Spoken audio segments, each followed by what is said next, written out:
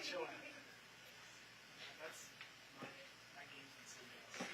It's like this side's not really insane. But the difference is afterwards, like we all do both teams. Yeah. It's like we're the one know, like, we're not 50 spaces.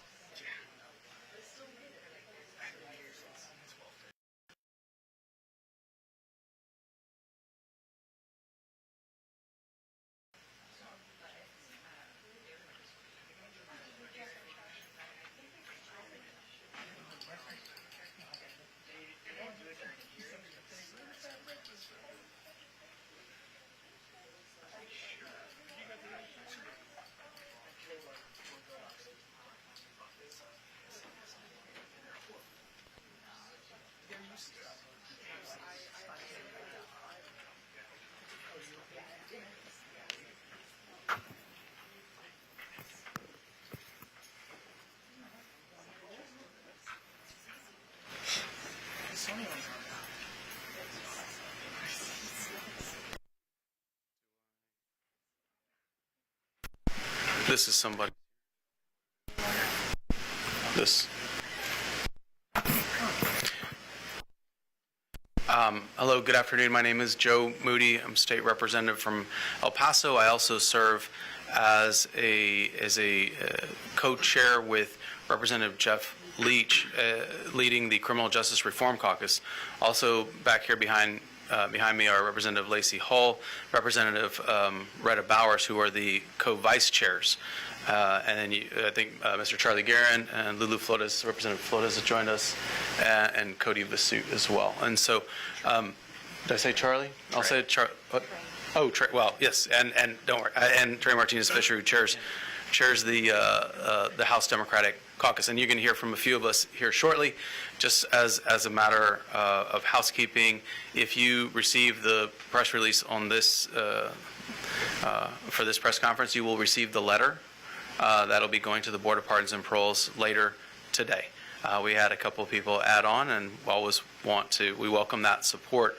And what you will see is what I think is the largest takeaway, that there is a strong majority of the Texas House, a bipartisan majority of the Texas House, leaders from both parties, and across the full political spectrum, a great cross-section of the Texas House, that have serious doubts about Robert Roberson's case and his impending execution in October.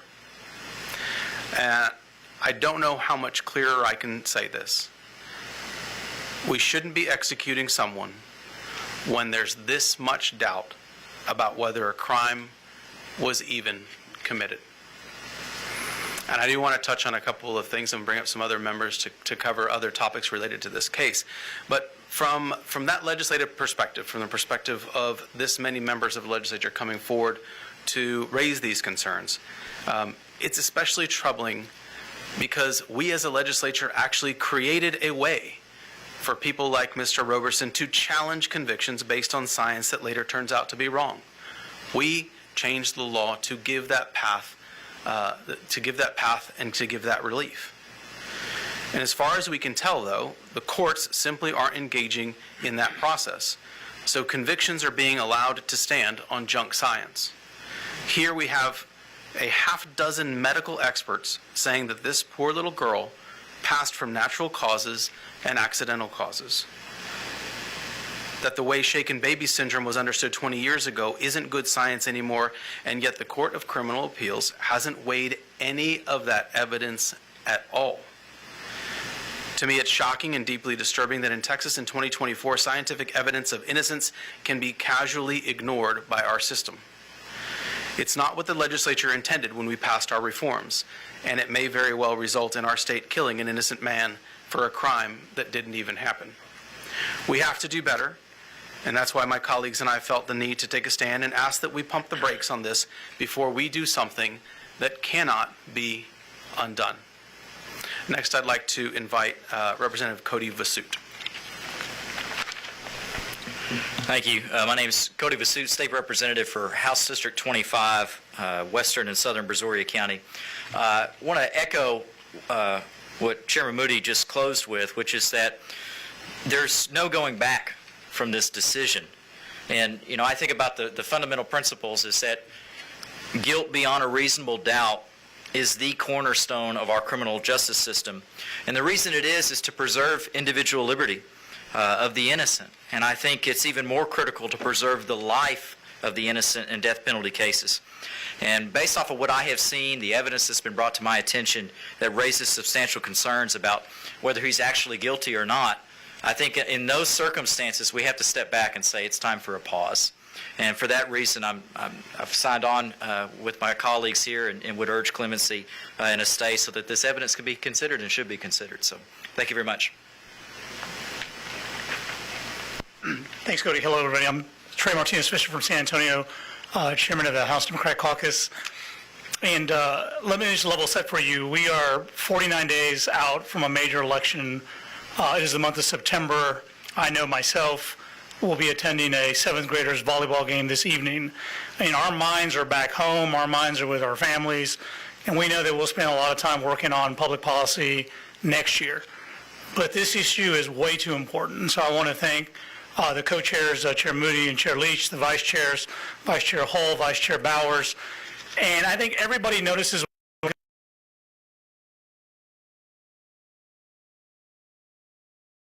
this big visceral fight and we disagree on something. Rarely is it noticed when we come together on a major substantive issue to say that there's something wrong here. In our justice system, both on the civil side and on the criminal justice side, we have procedures in our laws that preserves and maintains the status quo until more evidence can be brought forward and reviewed.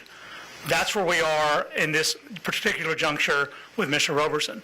And that's what a strong majority of the Texas House, and growing, by the way, of members have said we need to hit the pause button, pump the brakes, take a look at the evidence, ask the board to give it due consideration, and we know there's a process for that.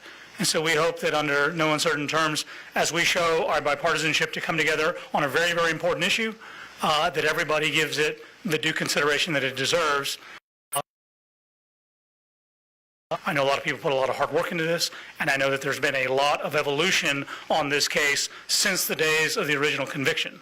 And so, you know, I think that we all trust in the process here. Sometimes we don't like the process, but it is the process.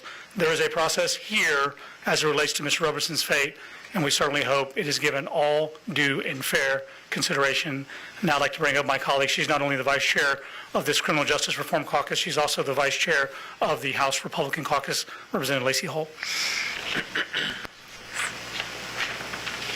I'm Lacy Hull, State Representative from House District 138 in Houston. Thank you all for being here. As a conservative Republican member of the Texas House who is strongly pro-life, I'm greatly concerned about the possibility of the state executing Robert Roberson, an innocent man, when lingering questions remain. Concerns regarding Roberson's daughter Nikki's medical records have not been fully examined.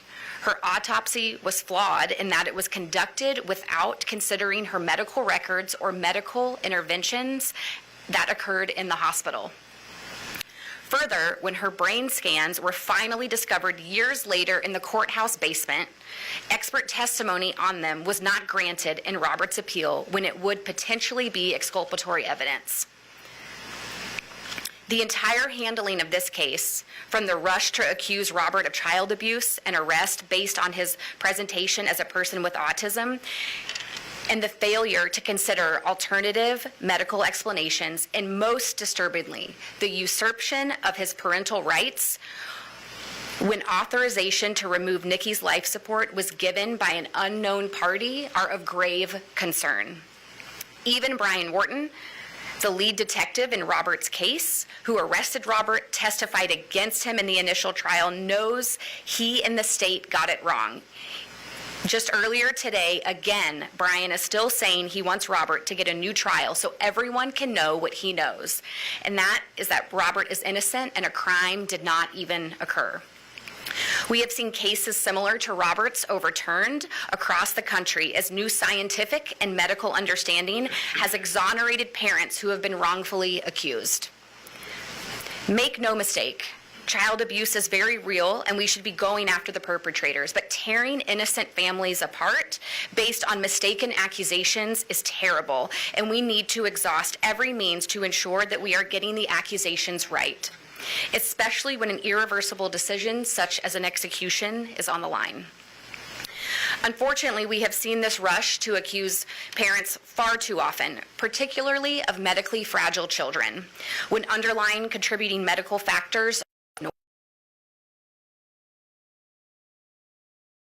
1578, which now ensures that parents in these situations have the right to an expert second medical opinion after allegations of child abuse. Had this happened today, Robert would have had this right. In a situation where Robert should have had counsel helping protect his rights and possibly pursuing claims for the wrongful death of his daughter for whoever ordered the removal of life support, due to his circumstances, the advice from appointed counsel to plead guilty, he is facing execution 1 month from today. I believe that clemency is in order to allow the medical records to be re-examined and presented at a new and fair trial. It's the least that can be done that we owe to Robert and his daughter, Nikki.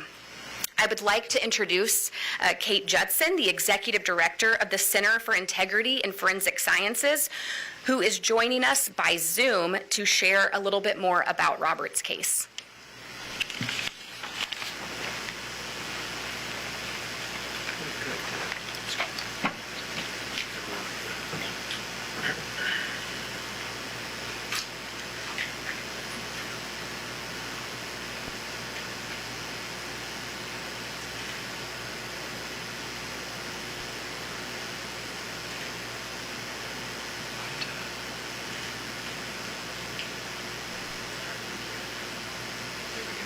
There we go. Perfect.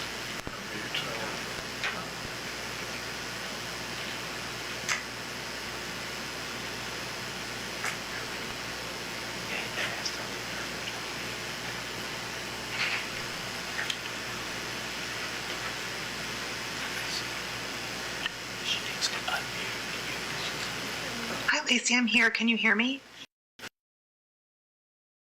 She can't hear us. Should we speak in the mic better now?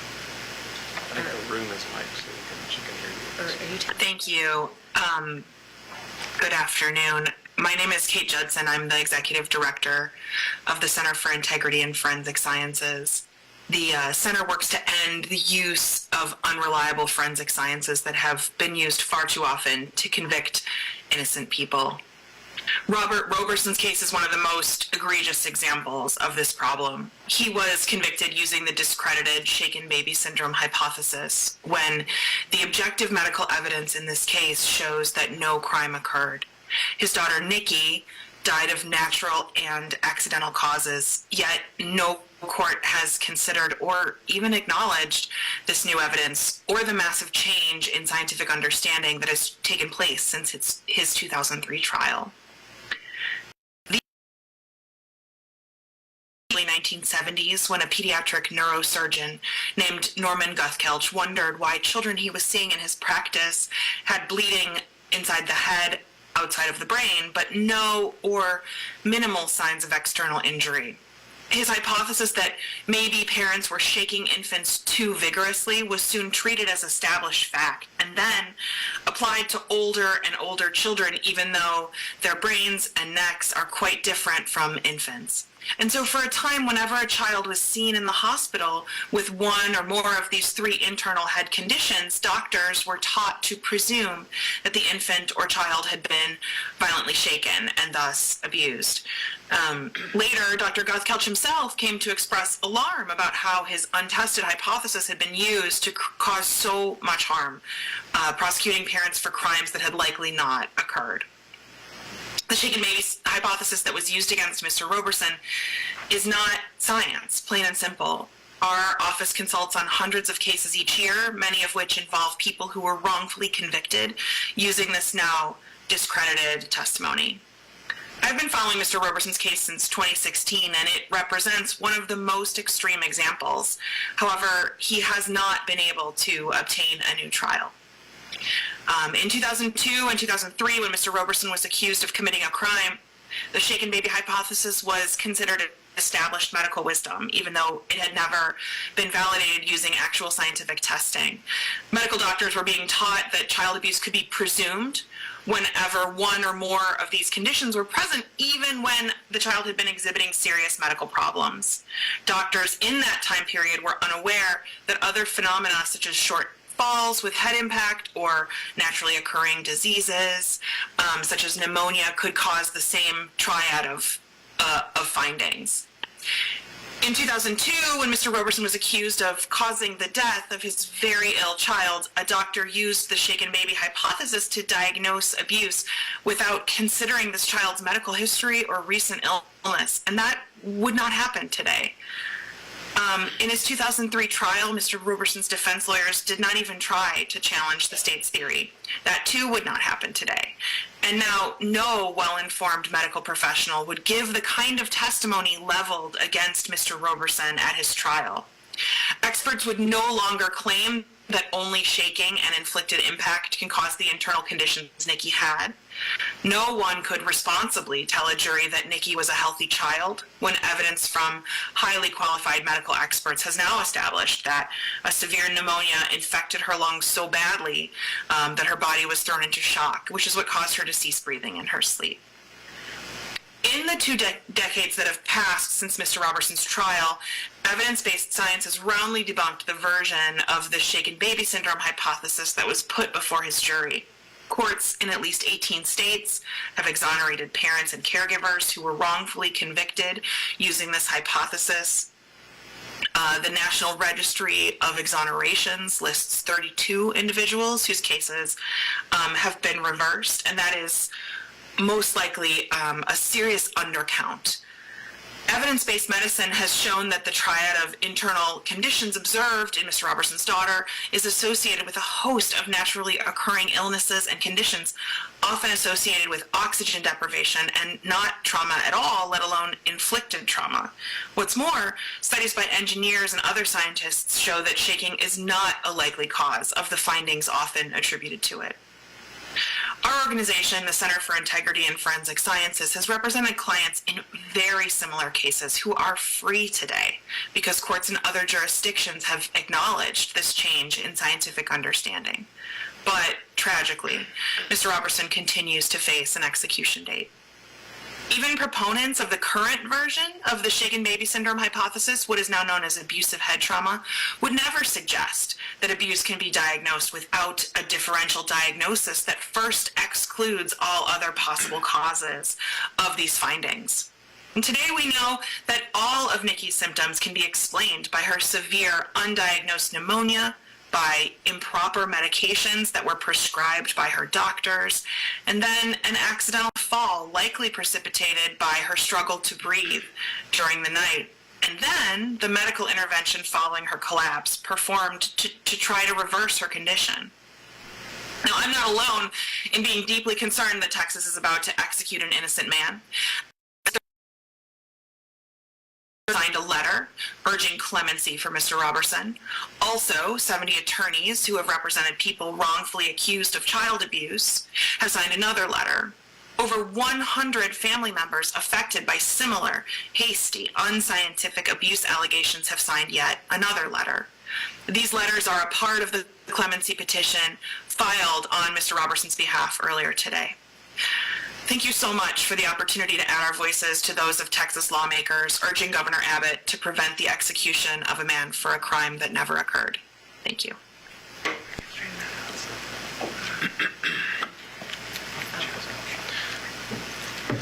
Kate, thank you very much, and I appreciate you taking the time to add your expertise. We certainly want to open up for questions, but I think the message here is very clear. You have a myriad of ways that people in the legislature come to discuss capital punishment and the death penalty. Various opinions about when it should be used, whether it should be used. But I can tell you what we agree on 100%. You cannot execute an innocent person. You cannot execute someone in a situation where there may not have been a crime committed.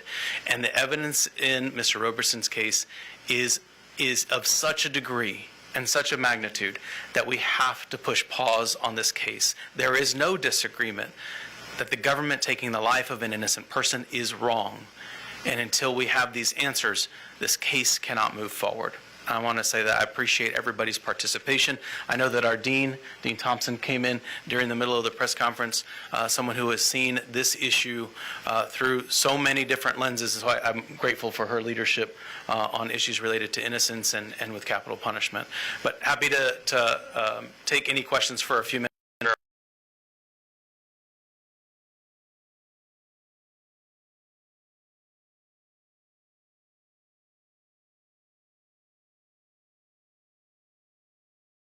Ever seen any level of support, bipartisan support, about any single execution like this?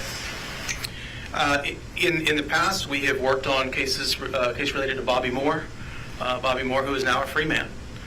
We've worked on a case related Melissa Lucio's case as recently as last year. That case is still pending, and we're very hopeful on the resolution of that case. Rodney Reed is another case that it garnered a lot of bipartisan support. So there are a number of cases that we've been able to work on together, come together when there are some significant questions about either whether the guilt or the process that was undertaken. And so, yeah, we've had an opportunity. This is, and Chairman Martinez-Fisher touched on this. Lots of times we get to highlight when we butt heads and when we fight with one another. I guess that's more exciting. But this is one of those areas that we do find an opportunity to work together. And I think it's because this is one of those issues that is life and death. And our political ideology doesn't come into play here. This is us just trying to do the right thing for these people. And so we've been given that opportunity a number of times in the past, and I'm grateful for everybody having an open mind and open heart to talking about these issues, because they are difficult. Do you see this as a failing by the court or the prosecution to implement 11073, the drug science law, as the legislature intended? Do you want to cover that, or you want me to? For the legislature, and making sure that the intent of that law. Look, when we passed that law 10 years ago now, it was heralded as an amazing leap forward to make sure that bite science, arson investigate, all these types of things that have infected other cases improperly. This was the solution to make sure there was something on the back end. It was like future-proofing the system. So when something else sounds really good but ends up being bad science, we're not going to relegate someone to a situation where they have no relief. That's what 11073 was about. What we've seen in the way it's been utilized, and there's a report that was released recently, is this isn't being used the way the legislature intended. It's not been given any meaningful relief to people that are in these situations. I think Robert's case is a very good example of that. They're not interacting with the new evidence. They're simply looking at a procedural way to move someone aside. To me, that's unacceptable. I would say, as a legislator, and not something that we've had a discussion about yet, but we do expect when we write a law and move it out into the real world, and the purpose of it is very clear. We certainly would like for it to be utilized the way we intended. So I imagine that'll be a very large conversation next session. Do we have any other? No? Okay. All right. Well, I certainly appreciate everybody taking the time. And like I said, if you're on the list that got notification about this press conference, you will also receive the final list that is part of the clemency petition that was sent to the Board of Pardons and Paroles, and it is a letter that will be produced to you later this afternoon. So thank you all so much for your time.